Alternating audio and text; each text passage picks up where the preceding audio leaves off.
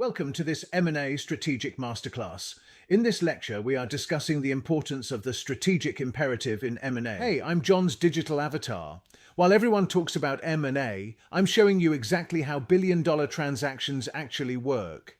John reads every comment, so drop your questions below and let's master this together. You know, in the high-stakes world of mergers and acquisitions, it's so easy to get seduced by the numbers on a balance sheet. But honestly, the most critical question you can ask isn't what's the price, it's what is the strategic imperative. This is that fundamental why, the one thing that separates a landmark success from a truly legendary failure. And if you want to talk about legendary failures, there's no better case study than AOL and Time Warner. I mean, this deal absolutely incinerated shareholder value. And why? Not because the math was wrong, but because the strategy was a complete fantasy. It was built on hype, not a grounded reality. And boy, is it the ultimate cautionary tale. Without a clear why, you aren't buying a company, you're just buying a very, very expensive headache. So how do you avoid a disaster like that? Well, we're going to break down what we call the strategic imperatives framework. We'll start with the core concept, then we'll unpack the three pillars that really drive every deal. The choice for growth, the logic of competition, and the influence of ownership, and then we'll put it all together. All right, first up, moving beyond the balance sheet. To avoid those huge value-destroying failures, we have to start with the most fundamental question of all. So what is a strategic imperative? It's the non-negotiable reason for the deal's existence, plain and simple. This isn't about short-term financial engineering. It's about securing a long-term, sustainable competitive advantage. This right here is the bedrock of strategic alignment. And let me be clear, if you can't articulate this in a single coherent sentence, the deal is probably already in trouble. So this really gets to the heart of it, right? How do we separate a true strategic masterstroke from just another expensive value-destroying headache? Well, the answer lies in a framework that's built on three core pillars. Okay, let's dive into our first pillar.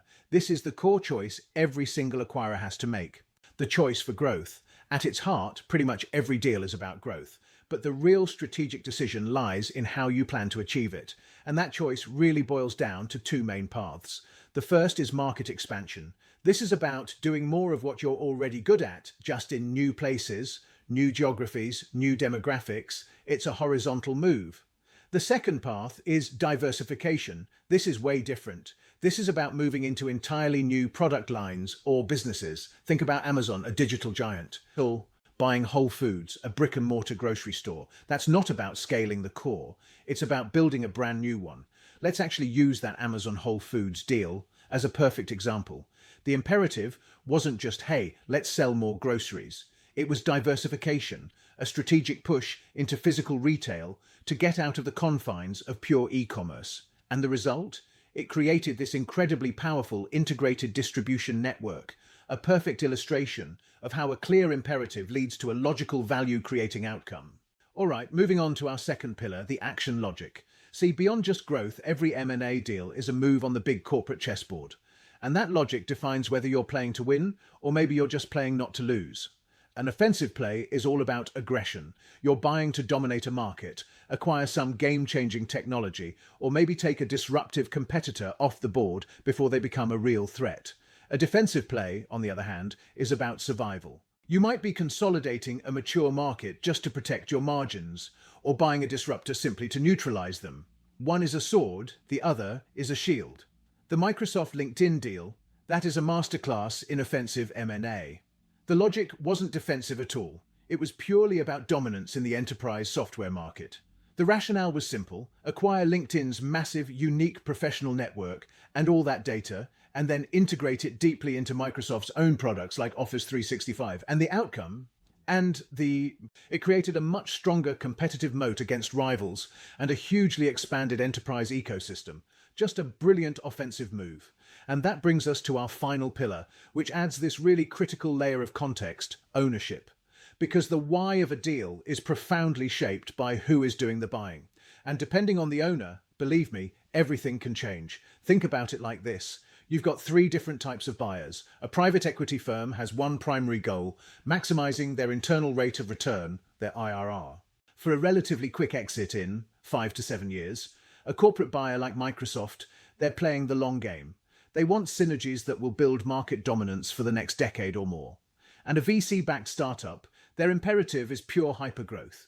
They need to win the market at all costs, usually driven by the need for another funding round or a big IPO. So here's the key takeaway.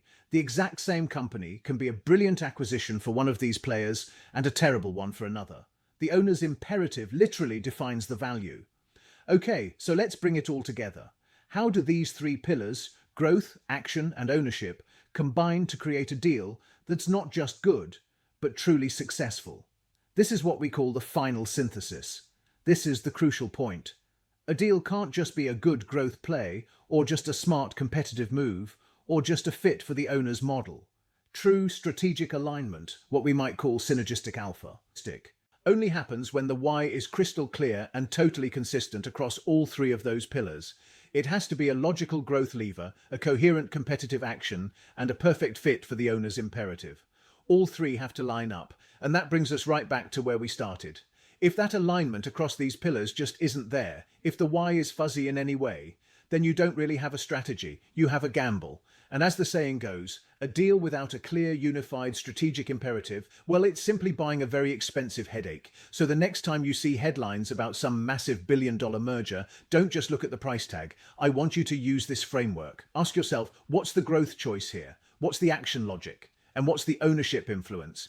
And then you can decide for yourself, are we looking at a strategic masterstroke in the making, or are we just watching someone else buy another headache? In the next video, we are going to take a close look at risk factors and deal breakers and how they can impact your M&A deal.